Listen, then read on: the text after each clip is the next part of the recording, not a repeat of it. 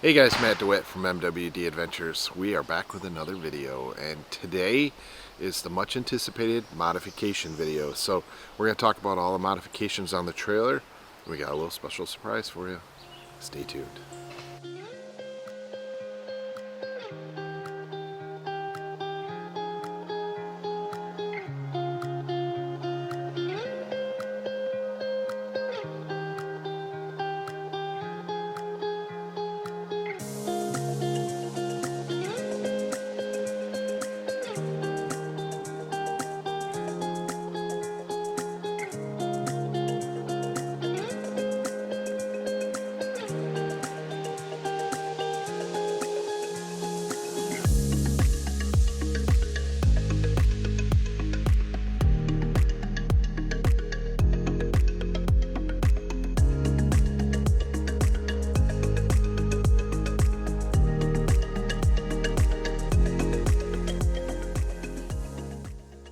We are back, and the first big modification and the little surprise we have for you is we ended up changing our tow vehicle. So as you know, I've had a 2012 Chevy Silverado for about 8 years, and it's been many awesome adventures with that thing. So we jumped into a 2015 GMC Sierra half-ton. It is outfitted with a cap. He put some pretty sweet looking wheels on there, and it's a silver color. We absolutely love it. He put some additional lighting in the back, which I'm a big fan of lighting, so that was right up my alley. We can see everything at nighttime, putting in our supplies and so on. So that is our first big special update. We've completely changed now the tow vehicle and the trailer all in 1 year, which was not expected, but it just happened to be, and it worked out well. We're super excited about our new setup. Sit back and enjoy, get your popcorn and pop, and strap in, because there's a lot of things we added, a lot of things we want to talk about additionally. Everything I'm going to say right now that's additional equipment or anything we added, changed, modified, we're going to put all the full details down in the description. All right, so options we went from our last 5x9, we opted with a 7-way pin, a standard 2-inch ball. We're not doing rock crawling articulations. We didn't need that crazy hitch in the front. We have the tire mounted on the front, which is automatic with the XL edition, which is great. It's easy to get to. We went with the XL toolbox versus the large toolbox for a little additional storage. We were surprised once you add the lithium option, that battery eats up a giant chunk of this. Plus, we add the inverter option, and with adding the inverter option plus the lithium, it's about the size interior wise is what the large toolbox was. So I would highly recommend you go XL if you're doing lithium and adding an inverter, because the additional space being ate up. So if you do a large toolbox, just consider that you're going to have additional space taken up versus an AGM battery. It's a little bit bigger. From there, we are continued with our air conditioning mod in the front. Yes, currently there is not a really great solution for this. Hiker Trailer's working diligently to find options for additional portable air conditioning for the front. We like it the best for ventilation. So we have our 3D printed covers on the bottom here, and we can have those covers screwed on to a 90-degree Ventura Clearview 90. This gives us additional ventilation in a pouring rainstorm. So we can have both side windows closed, we can turn on our max fan, and we can pull in good, clean, fresh air even in a rainstorm, and we can circulate air throughout the cabin. The max fan can be run in the downpouring rain, so that's a huge advantage, but this gives us ventilation. So in the springtime and the fall time, we can keep the trailer sealed up on the sides, and we just put on these covers. Bugs can't get in because we have, bugs can't get in because we have a screen built into here. Once again, my son 3D printed these. These are amazing. We absolutely love them. If you're interested, let us know. And then up here on top, we opted for the solar panel. We never had a solar option before on 5x9. One thing that most trailer owners don't really know when they get into a hiker trailer, hiker does not hook up the battery connection from the truck to the trailer. Hence the solar panel. So whether we're boondocking or just going down the road, we're constantly topping off our battery or just sitting in the driveway. where battery's charged, topped off all the time. You know, I am going to additionally add additional portable panels that I can set out if we're boondocking and I need to chase the sun and we're in shade right now. I can do that. I have not purchased those at this time, but we're looking for good solutions. So if you have any great ideas, we're kind of thinking more of a suitcase style or something that folds out, a fold out panel system. So if you have any great ideas, put them down below. We'd love to hear about them. Okay, so additionally in the toolbox, we went from a large toolbox to an XL toolbox. So there's a few things I added here. One was a Blue Sea fuse box. I added that for additional options in the toolbox. One, on the passenger side, I put a 12 volt marine grade plug to the outside of the toolbox.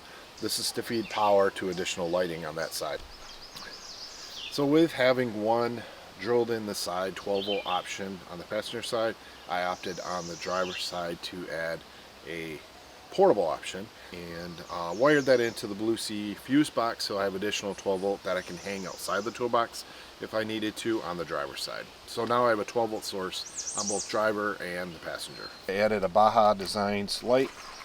This light here illuminates our area where we're trying to hook up the trailer. My last truck had some lights on them that shine backwards from the truck. I don't have that anymore with switching over to the new tow vehicle, so we had an additional light here so we can see hooking up in the dark. Is we added a 3D printed little small box here in the front. My son, thank you Caleb, and we put an additional voltmeter and we put a switch.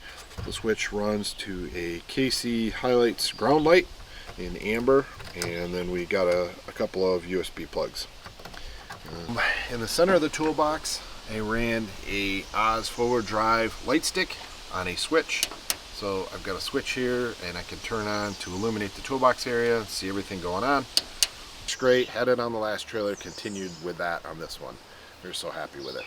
We're all powered by a lithium battery this time, so we're going to have longer run life and a lot better power consumption. Now additionally, on the side of the toolbox, what I did is added a couple little eyelets. I can take my little mitten clips for my doors to hold my doors back with a little extra cord, and I can hook those onto the eyelets and have no problems there.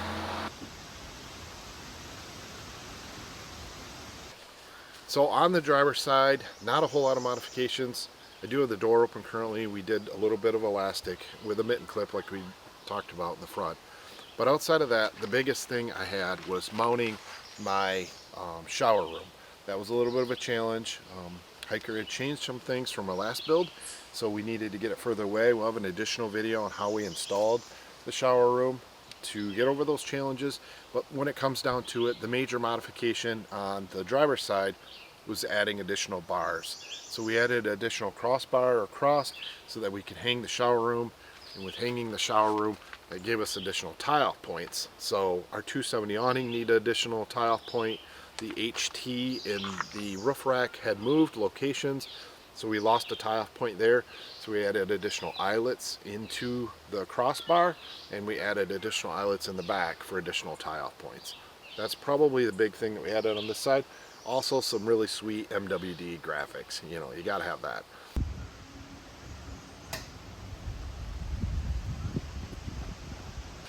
So we're in the back galley area. We're on the outside currently. The one thing we did is to our spotlight here, we added Laminex. That's just the orange tape material to make the light from the bright piercing white to orange. We did that, and we added additional graphics to our door. And another thing we added is our Darchi 270 awning, which we'll get to. Has this weird shaped piece of material up here.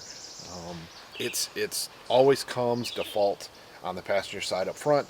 We removed that, we put that back here, so now we got a splash guard for any kind of rain coming into the galley. And we just took one of our little plastic clips and mounted it up here so that doesn't flap and get caught in the galley door. That's about all we did additionally to the rear galley area on the outside.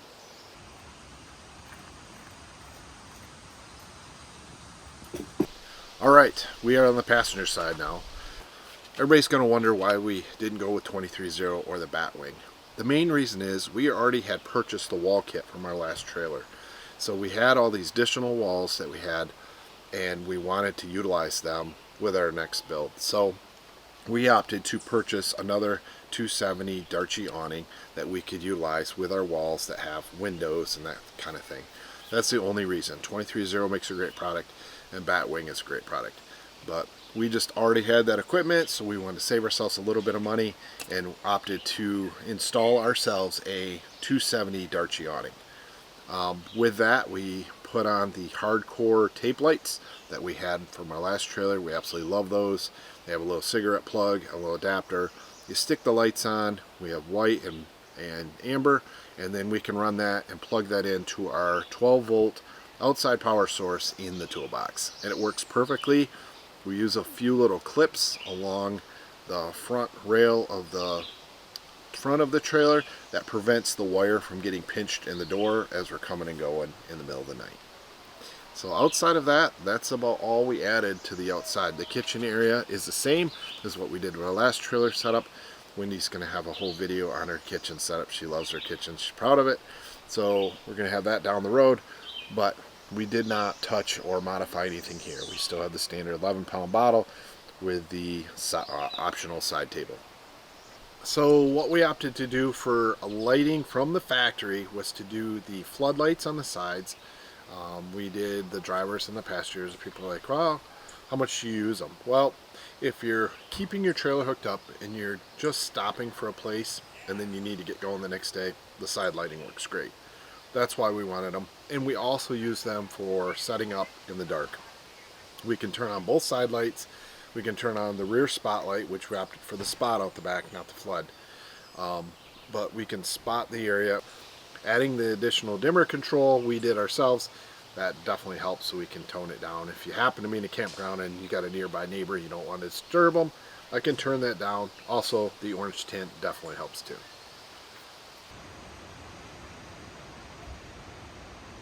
As we move into the interior of the trailer, one of the questions we get is, why did you guys go from a 5x9 to a 5x10?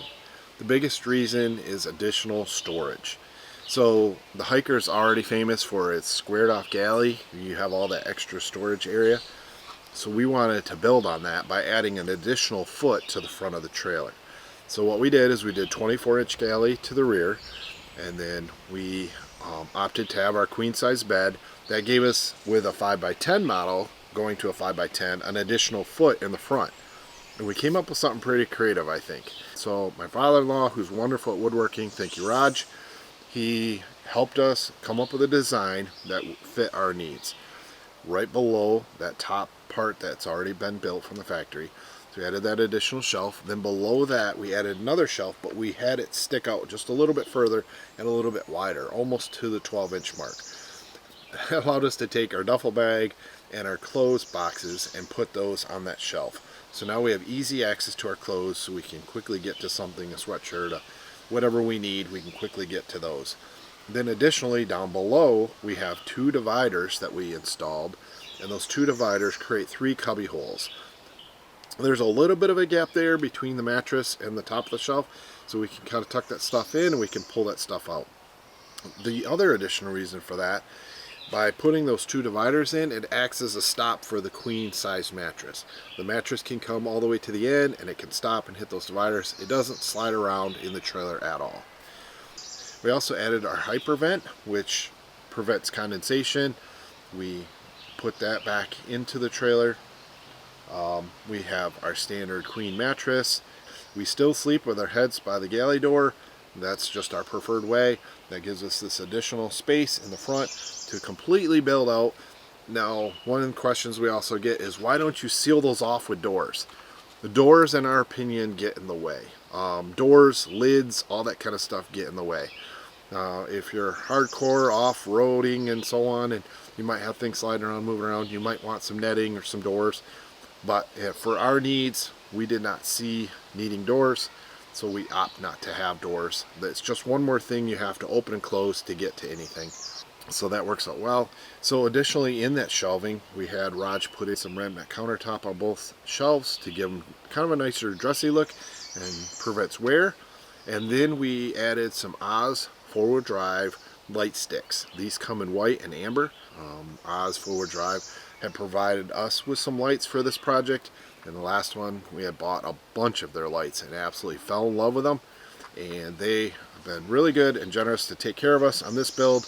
And we placed 2 lights on both sides on the main shelf, and that cascades that light out because that shelf's been sticking out a little bit, and the next shelf is sucked in a little bit. It allows that light to spill, and we can have nice soft white amber light so we can see what we're doing, or white light. So in the very top part we have the standard hiker trailer, has a switch, a 12 volt and a voltmeter.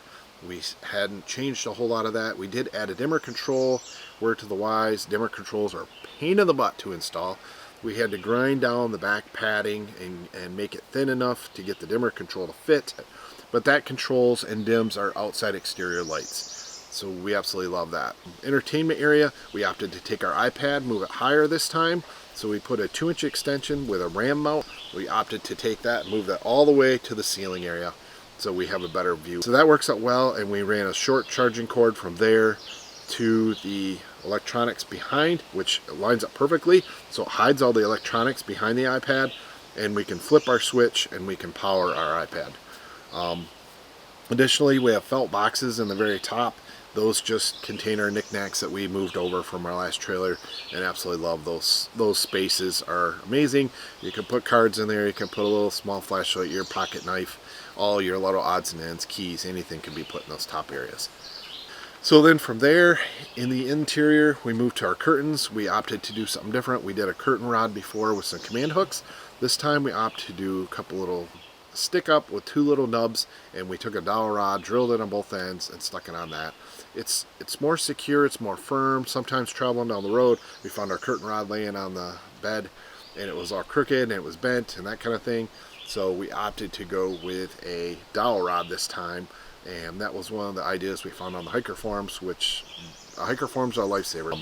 My mother-in-law made the curtains, and she did a fantastic job matching them to the interior. Thank you, Carol, for selling us the curtains and having the room darkening material on them so I don't get woke up and I can sleep as late as I want when I'm camping. So I love that. So we added those additional curtains. As far as the interior, we have the max fan. We did add the ring light. We had the ring light in the last one. We like the ring light. It just gives nice bright light when you need to load or unload your trailer, that kind of thing. Is it necessary? We feel it is. We like it just for that reason. Do we use it in the middle of the night and that kind of thing? No, we don't. But it's a great option. Being able to illuminate everything. If you're cleaning, you're taking things in and out, you're organizing, just having a good bright light is worth its weight in gold. So as we go to the back where heads would sleep, we've got the galley doors, the pass-through doors. They are now on latches, where our last one was on magnets, so they kind of stay closed a little bit better. We opened those up and we added another Oz forward drive light stick, and it's a 6-inch this time in white and amber, so we can use that as additional reading light, or we dim it down to amber. We're just kind of coming and getting out of the trailer. You don't want it super bright in there, and you want to be able to just move around, hook up our devices to chargers and so on. Okay, so we did go with the air unit this time. We wanted to try the air unit so we can show you guys and we can experience it for ourselves and tell you guys what the air unit's all about. So far we've used it 2 times in about 5 trips. You obviously have to be on power. You have to be on shore power. It requires a direct plug. So one of your plugs is going to be your A plug, which we call A for air conditioning. B is for B for battery. And you have an A plug and a B plug. NOCO 120 adapters on the side of the trailer you plug into, and that feeds the air conditioning unit. Condensation, we have not had an issue. The air units all condensate and have leakage, and they're going to have water leakage. That's how they work. That water so far has always drained off the front of the trailer on the driver's side, we've noticed. We haven't had any ponding, pooling, or anything like that. All that water has just rolled off the front of the trailer and down the front. Usually you find a small little wet spot in the morning. It's not a big deal. So hasn't created a muddy mess or anything like that for those that have been asking about it. So the air unit's been pretty handy. It is all activated by remote control, and we just have that stored in the front felt box, and we can take that out, turn it on. We can set it and put the remote by our heads. We want to change it throughout the night. Nice deflectors on the inside, which we really love. The deflectors, we usually aim one to the front just to kind of circulate air around. You get a small space, you don't need a whole lot. The other set of fins, if it's really hot and your body's just vibrating heat, you can put the air right down on you until you're cooled off, and then you can just aim those fins out and you don't have direct airflow right on your body. That was one of the things I was kind of nervous about, was we were going to freeze to death in there. But you can set the temperature with the thermostat, and then it maintains it and regulates it all night. Now, with it regulating it all night, there is a little bit of a startup, and that startup cycles the fan. The fan runs all night long, so if you like white noise, right here, love white noise. I fall asleep to white noise, no problem. So, but you will hear that white noise. It is fairly close to your head, because it's right above your head on the roof. You're going to hear that white noise. As far as startup, the first couple times we did it, we didn't have the jacks all the way down, and the trailer did a little bit of a shake, and we're like, what was that? No idea what was going on, but it was just the air unit. When it kicks on the air conditioning side versus just running the fan, it gives a little bit of a jolt, and it fired up. So with that firing up, there is a little bit of a jolt, but now the jack stands down. I'd highly recommend the jacks if you have the air unit. So between having all the points down, we have no issues with it rocking back and forth.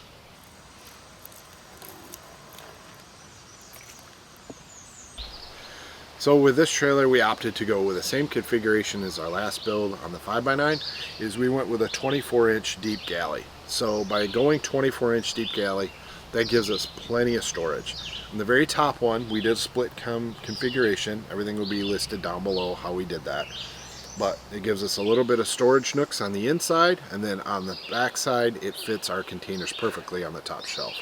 On the very top shelf, we added a 12-inch Oz four-wheel drive, white amber light stick, like we've talked about in the past. And then on the middle shelf, we opted to go with a 24-inch. We got a little bit brighter light on that. Same thing, Oz four-wheel drive light stick in white and amber with the switches built in. So that works great. We can turn each level of lighting on as needed. We don't have to have one switch to turn on all the levels. If you're doing boondocking and so on, we're just considering power consumption. Now on the middle shelf, we have not built out any cabinets and that kind of thing. We're kind of toying around with maybe the idea of building some cabinets out on the middle shelf, but for right now, Wendy has a really dialed in kitchen setup. She really likes that, using some crates and so on, and we'll talk about that in a future video. So we have not done any additional cabinetry build out there. Now the one thing that kind of threw us off is we had the electrical down on the driver's side bottom shelf in the past. And in this build, we were kind of shocked. We got to the factory, like, whoa, the electrical's moved. And they've moved all the electrical package to the middle shelf, which I actually, at first it took me away, it took my breath away, but as I started thinking about it, this is going to make it so much easier for wiring things up. So additionally, what we opted to do is the fuse box always comes with a few empty slots. So we added one of those is all of our Oz light sticks. We feed that from the fuse box for that. So all three of those lights are on one, and then we opted to put in some additional USB and USB-C. We can have all our additional cordage right by our heads by the Galley pass-through doors. So my son 3D printed a nice little box that fits a couple of plugs, and we ran wiring from the fuse panel then around to the back and mounted this 3D printed box in the back right where we would need it. And then we just used a simple command hook. We wrap the wires up and they tuck away during the daytime. At nighttime, we pull them off the hook. We have them setting there. We run Apple Watches and phones and so on that need to be charged overnight. So we can take those off and charge those devices overnight and have the convenience of having the cords not run through the galley area where we're moving tubs left to right and side to side. So this made setup at nighttime a lot easier. We still had the additional 120 power strip. We did have the inverter put into the front of the toolbox. By having the inverter, it gave us a 120 plug on the bottom level. So now as we move down to the bottom level, it gave us an opening of we can put tubs all the way left to right and not have to worry about them sliding around and hitting the electrical. So that was a big bonus. Now we can load that whole bottom section with all the heavy items. Now, have we used that when we've been doing some boondocking camping? No, we have not yet. Neither of us use CPAP, and we don't have anything additional that we would need. The one thing we did consider is if we wanted to run a small heater for a little bit of time, we can plug our electric heater in now and we can cycle our heater on and off. That's going to be the big bonus for us for our needs for 120 when we are boondocking. So additionally, in the electrical section, by the fuse box, my son 3D printed another box. You can see a pattern here, and he put in a nice little box that I mounted up high this time. Instead of having everything low on the shelf level, I mounted up high on the bottom of the top shelf, and that gave me 3 switches. We ran with Oz forward drive amber whites, this time unswitched. We mounted them on the underside of the trailer, so we have area lighting. Flip one switch to turn all of those amber, and I can then turn another one to turn them all white, or I can run them both at the same time to create kind of a warm atmosphere, or a combination of the amber and the white. So on the door, as you notice, we don't do anything on the door. We don't like to have anything on the door. We like to keep the door clean. If the door is open, we don't want anything getting dirty or this kind of. We just don't have a need to put anything on the door. But we chose to keep our door clean, and we opt to just put a single command hook with a little piece of rope that we wrap around with a small little S-beaner, and we use that just to hold the door open so it doesn't blow closed. Outside of that, that's all that we add to the door, and a few stickers of some of the cool places we've been to. When it comes to the doors, in our 5x9 we had the standard door. On this build we wanted to try the screen option. So a couple of things we had to consider with the screen option is cutting our mattress down. So the area between the mattress is a 3-piece trifold mattress. The piece between the 2 doors we had to shave down on both sides in order to make it fit. That was a little bit of a challenge, but we got through it. We added the screens, so you got those spring days and those fall days where you want a nice little breeze coming through. We can open those up and keep the doors pinned back. So we opted to try the screens this time around and see how they are. We'll let you know in the future. I think Wendy's more sold on the screens, to be honest, than I am. I haven't really used them a whole lot, and I don't know. I'm a little bit torn on the screen option. To me, if it came down to a budget thing, I would say no. I just like the solid core doors and deal with those, and that's it. I either have them closed or open. I don't like dust and debris and pollen coming in. I do have allergies. She likes that fresh, clean air, she calls it. So she likes to have a little bit of breeze when she's laying down, take a nap or something. So we're going to try the screen option this summer. We're going to let you know by the end of the summer what we think of it. If you got any questions on those, let us know down in the description. Do you have screens? Do you not have screens? Do you think if it is necessary? Let us know. So we're super excited about the trailer and the truck setup now that we have both. We have them together. We have some longer trips planned this summer, so stay tuned to the channel. Like, share, and subscribe. We're going to be going out to Colorado. We're going to be going to Pennsylvania. We'll be doing some other ones, and we got our big hiker trailer event in September. We can't wait to see all you guys. So make sure you tune in to future episodes. Thanks, guys. That was a lot of information. We kind of wanted to give you a brief history, 5x9 to 5x10, what did we do differently, why we're doing it.